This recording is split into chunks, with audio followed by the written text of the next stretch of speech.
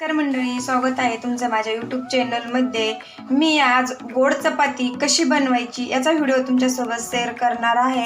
आपल्या घरातले मुलं भाजी चपाती खाण्याचा जर कंटाळा करत असतील तर त्यांना अशा पद्धतीने तूप लावून गोड चपाती बनवून द्या, ते तुम्हाला दुसऱ्या वेळेस सुद्धा नक्की मागतील, मम्मी आपल्याला परत गोड चपाती बनवते। मी अशा पद्धतीने तर घट्ट कणिक मळून घेतलेली आहे। जास्त पातळ बी मळायची नाही, जास्त पातळ जर मळली ना तर आपली चपाती व्यवस्थित बनल्या जात नाही। आपल्याला असा घट्ट असा गोळा बनवून घ्यायचा आहे। पद्धतीने एक छोटासा उंडा घेतलेला आहे, कोरड्या पिठामध्ये बुडून। आपण पुरणपोळी जसं बनवतो ना, आपण पुरणपोळी बनवायला असं गोल गोल बनवतो ना पुरण घालण्यासाठी, तसंच आपल्याला इथं अशा पद्धतीने बनवून घ्यायचंय। अशा पद्धतीने गोड चपाती जर बनवली ना तर मुलं आहेत ना खूप आवडीने खातील। अशा पद्धतीने मी इथं गोल बनवून घेतलंय। आता याला आपल्याला चौकून तूप लावून घ्यायचं। अशा पद्धतीने मी इथं ब्रशनी ना याला तूप लावून घेणार आहे।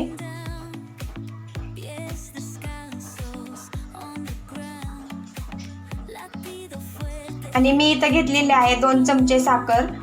आपल्या आवडीनुसार साखर घालायची, याच्यात कमी जास्त। मी इथं 1.5 चमचा साखर घातलेली आहे। आपल्याला अशा पद्धतीने ना परत याचा गोल उंडा बनवून घ्यायचा आहे।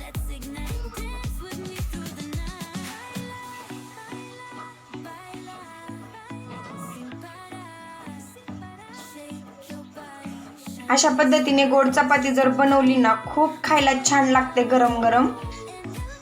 आणि आता आपल्याला अलगद हाताने ना लाटून घ्यायची।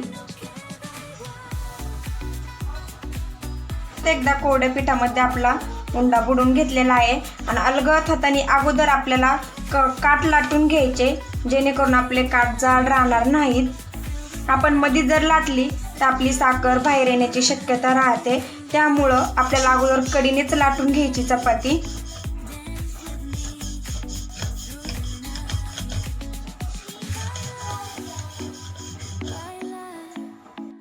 छान आपली चपाती लाटून झालेली आहे।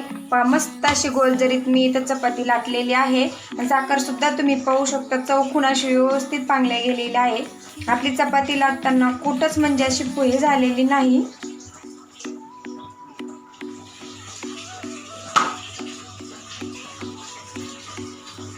आता अलटी पलटी करून त्याला तूप लावून छान अशी आपली इथं गोड चपाती भाजून घेऊया। आपण परत आता वरून तूप लावून घेणार आहोत।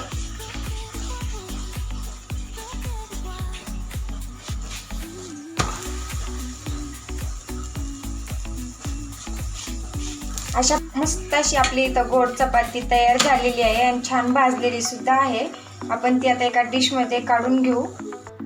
थंड झाली ना कडक होते ही गोड चपाती, गरम गरमच खायची। ही दुधामध्ये जरी खाल्ली ना तरी पण खायला खूप छान लागते, आणि तशी गरम गरम जरी खाल्ली ना तरी पण खायला छान लागते। पण थंड झाल्यावर ही कडक होते।